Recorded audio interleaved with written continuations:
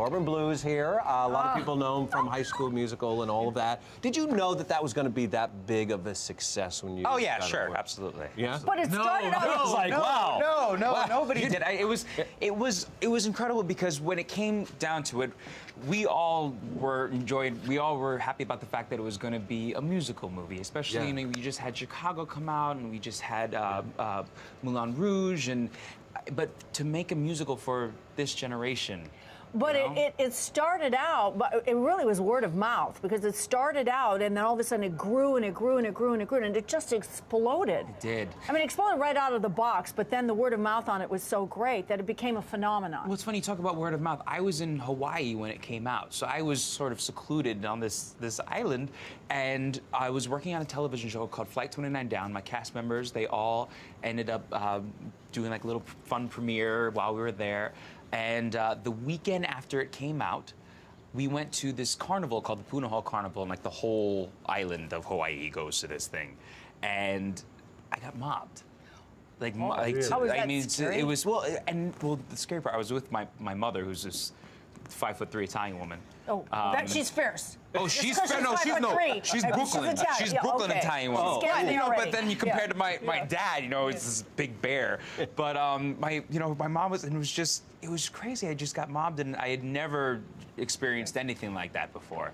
So it really was a shock to all of us. But for me, you know, my family has always been all about keeping normalcy, so it was never too much of an issue. How do you go when you go in, because of the nature, like you said, this is going to be a musical of our generation? How was the audition process like? Very long. Was it? Very, very like long. What? You have your initial audition, you go in and read, and then you go back in for a callback, and then you go in, you meet the director, then you go back in to sing, you go back in to dance. For the males, you went back in to play basketball. Yeah, because you choreographed all that, you know, what was that? You got to get your head in the game. Oh, yeah. I love you. Get it, yes. Oh, there we go. I love that. If we do another one, we're calling it. Oh, yeah, definitely. Yeah. I told you she was excited you were here. Yeah. No, I remember. That was such a cool song. Yeah. Thank you. I can only imagine what you were doing at home watching it. I was like, you know, it wasn't too long ago. I mean, because I was like still very old, but I was watching. I was an old lady watching. No, but I just loved it. Thank you. Yeah. Well, I'll tell you, the basketball thing for me was never. It was never my strong suit. Well, you were good at it. Well, I appreciate it. That's acting. It was you know what the other one I loved was you in that big tire.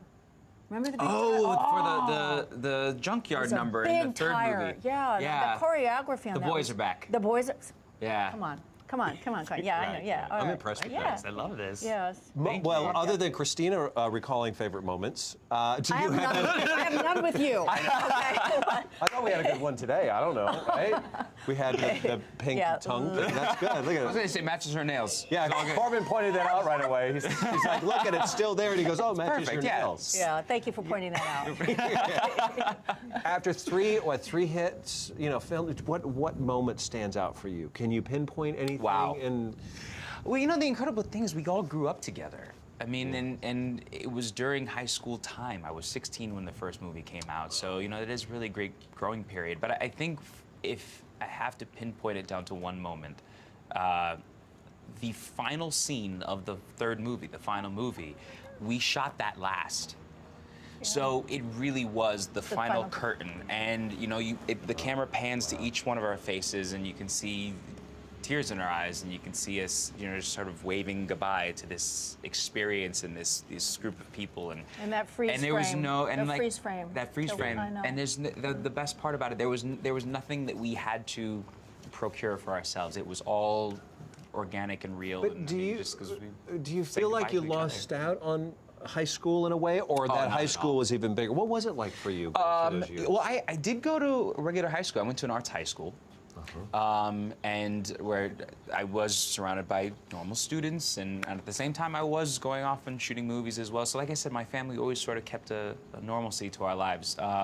If anything, you know, it definitely was under a microscope in a sense, just because you know it is that. But well, you had to be doing Disney material too at that time. Well, so you had a certain thing you had to live up to. Yeah, well, you want to be a role model. Right. You know, when you're given that opportunity, why not you know, live up to it. But I gotta go back to something, because you said your family wanted to keep things normal. What's the most normal thing you did at home growing up? Oh, you have chores, you take out the trash, you do the dishes. You want to move in here with us? Because that's what we do this every day. And academics. Academics are always extremely important for us. Yeah. That was number one for us, yeah. Oh. What was the chore you hated doing the most? Did you? You want to know something? I can't even say that there was a chore that I hated doing the most, because to this day, I'm like. Come on, no, seriously. I enjoy cleaning. I find it See, I love doing soothing. laundry. I love laundry. I love doing laundry. We're going to the laundry room later.Maybe we're going to make fireballs. You should come in with us. It'll be perfect. Be all zen with you. That's right. I didn't mean to put you on the spot, but it's weird, because my mom cleaned houses for a living, and she taught us to clean our house while she was away cleaning other people's. And to me, for some reason, it just keeps me close to my mom and who she was. And my mom's the same way. And it was always, I mean, everything was always clean. And anybody that comes over to my house, they're like, you're a little OCD, aren't you? You're going to get along real well with her. Oh, yeah, the same way. But now, let's talk a little bit, though, about your Dancing with the Stars gig, okay? Because Karina has been here many times. We just love her. And I understand you have a special relationship with her. Yeah. I mean, so we met like 4 years prior to me doing Dancing with the Stars. And Where? we just hit it off on a Make-A-Wish Foundation event. It was a cruise. And there was, of course, like a little club on the cruise, and the two of us just started dancing, and we're like, she was like, you're great. We need to be partners. And I would have loved to have gone on the show, but at the time, you know, it was still coming off of High School Musical. It was still coming off of that hype, and I really, for me, I wanted to go and do other projects for my career, and I went off and I worked on Broadway, and I went off and I ended up doing other films and television and forwarding my music career, and I got to a point finally where I was like, okay, I think that I'm ready for this sort of a project, because it really is a bit of invasive, you know, a lot of your personal life. So the other thing that I was saying, though, is that I don't want to do it if I'm not going to be partners with Karina. And so we sort of just put that out there in the universe, and we ended up being partners. Do you remember the first thing she taught you, dance-wise? The very first dance was a contemporary dance, right? Which she had never done before. Oh, really? That was, she said this was her first contemporary. Yeah, she's all ballroom. So it was cool, because it sort of opened up the doorway for our relationship with what that was on the show, which was a very collaborative partnership. You know, we sort of came up with that contemporary dance together, and then throughout the process, it was all very creative. Everything, we always wanted to tell a story, or we always wanted to have some sort of characters that, you know, because for me, everything's always acting driven. Yeah. So a lot of hours, right? 10, 15 hours a day. Oh, yes. Yeah, that's ridiculous. Yes. That's so long. Yeah, it's insane, and every day, and it never. You work on, you know, putting together a performance. You do it once. And it's over. And then it's over, and you go on to the next one. It's like Thanksgiving dinner. You work, you know of course, you work so hard. You work so hard. A week, like you're doing it, and 15 minutes later, it's over. It's over. I hear you. We're gonna go put some calories in our tank here. But do you want to wear some? Can you show her a step? Really? Here, hold this. This was my pink tongue thing.